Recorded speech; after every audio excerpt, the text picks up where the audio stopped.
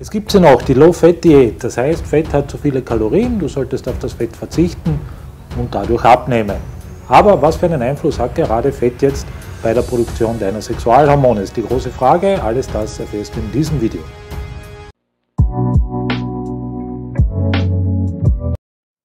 Hallo Leute, ich bin's wieder, euer Good Guy. Wenn ihr aktiv etwas für eure Gesundheit tun wollt und abnehmen, Kanal abonnieren, Glöckchen aktivieren. Hier bekommt ihr immer die richtigen Informationen, wie man das am besten macht. So, das heutige Thema ist die Low-Fat-Diät, die gibt es ja auch. Es gibt die Low-Carb-Diät, frisst die Hälfte, Fastenperioden kann man einbauen. Da gibt es ja viele verschiedene Möglichkeiten, wenn man Gewicht verlieren will oder natürlich auch, wenn man sein Gewicht einfach nur halten will. Fett hat als Makronährstoff aber noch weiter als andere Aufgaben natürlich. Bei den Makronährstoffen nochmal zur Erinnerung.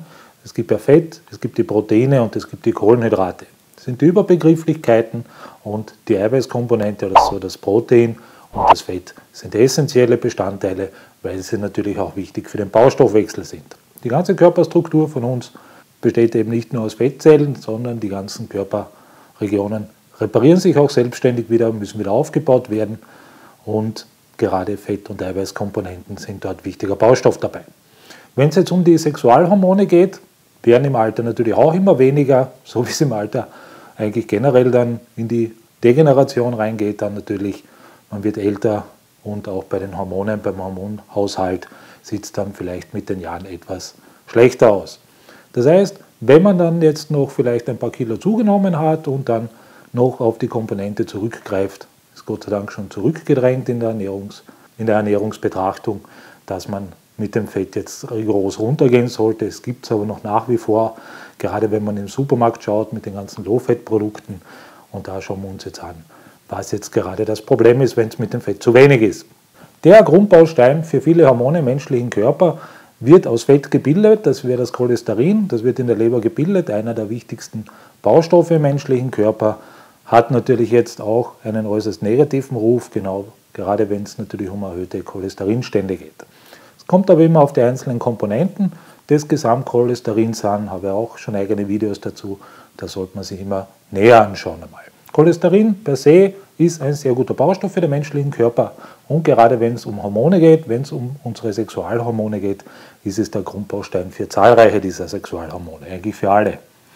Das heißt, du brauchst einen gewissen Cholesterinanteil, der Körper kann selber bilden aus Fettkomponenten, 85%, oder du hast eben noch bis zu 25%, könntest du über die Ernährung decken und dann wird die eigene Produktion dementsprechend dann zurückgefahren werden. Folgende Hormone werden dann gebildet bei der Frau in den Ovarien, bei den Männern in den Hoden natürlich und bei beiden dann noch zusätzlich in den Nebennieren. Sexualhormone und Stresshormone. Das heißt, die weiblichen werden dann natürlich Östrogen, zu viel vom Östrogen wäre dann auch nicht gut, Progesteron, bei den Männern dann aus der androgenen Abteilung das Testosteron natürlich, auch die aktive Form des Testosterons dann. Stresshormon wäre das Cortisol und Aldosteron wichtig jetzt für die Salzaufnahme in die Blutbahn zur Blutdruckregulierung. Die sind alle mit Cholesterin fabriziert im menschlichen Körper, könnte man sagen, und deswegen sollte ausreichend Fett vorhanden sein, das du selber bilden kannst oder eben, wie gesagt, eine Cholesterinkomponente sollte in die Ernährung gehen.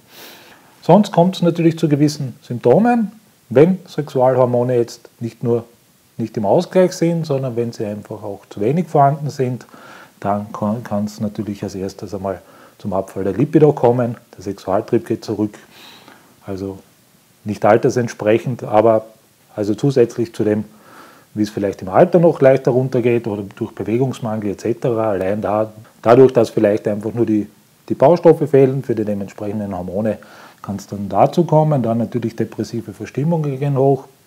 Dann natürlich die Stresskomponente geht hoch, obwohl eigentlich auch der Grundbaustein jetzt vom Cortisol, vom Stresshormon natürlich auch Cholesterin wäre. Muss man immer dazu sagen, Sexualhormone baust du über den Tag verteilt, könnte man sagen.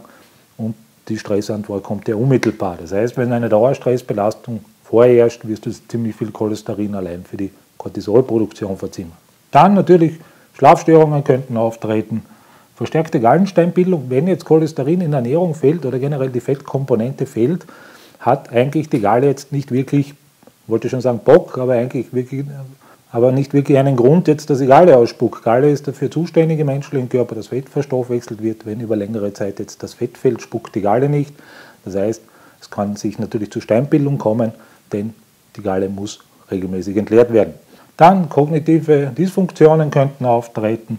Vitamin D-Mangel, ganz wichtig, natürlich Cholesterin ist auch gerade bei der Bildung jetzt des aktiven Vitamin D im menschlichen Körper stark vertreten. Das heißt, es muss ausreichend Cholesterin vorhanden sein. Angstzustände könnten auftreten. Alles aus der mentalen Ebene könnte man sagen, alle negative Stimmungen etc. aufgrund eines Hormonmangels.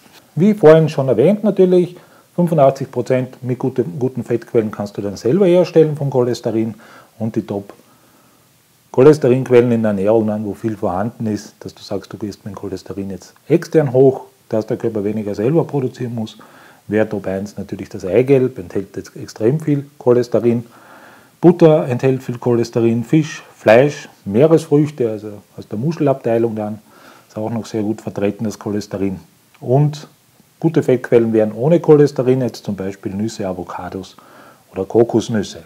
Das heißt, wenn es dir nicht so gut geht, könnte es vielleicht daran liegen, dass du zu wenig deiner Sexualhormone bildest, dann vielleicht die bessere Idee, wenn es ums Abnehmen geht, aus der Kohlenhydratabteilung mal runterzugehen und den reinen Energiestoff dann nach unten zu bekommen. Kohlenhydrate haben jetzt natürlich weniger Kalorien, aber man sollte sich nicht auf die Kalorien fixieren, wie gesagt, denn die anderen zwei Komponenten, Eiweiß und Fett, sind ja auch für den Baustoffwechsel da. Kohlenhydrate wären ein reiner Energiestoff, das kannst du im Körper nur als Fett einspeichern. Das müsste sogar vom Körper dann umgewandelt werden. Wichtige weitere Videos nach oben reingeknallt, jetzt generell zu den Hormonen, was es dort grundsätzlich zu wissen gibt, einmal drüber schauen, immer interessant an der Stelle. Wenn dir dieses Video gefallen hat, würde ich mich über einen Daumen hoch sehr freuen. Zu Fragen, wie gesagt, Kanalmotto, es gibt keine blöden Fragen, nur meine dummen Antworten, also unbedingt unten reinknallen. Bitte teilt das Video und am Schluss wieder das Allerwichtigste. Bleib oder werde gesund.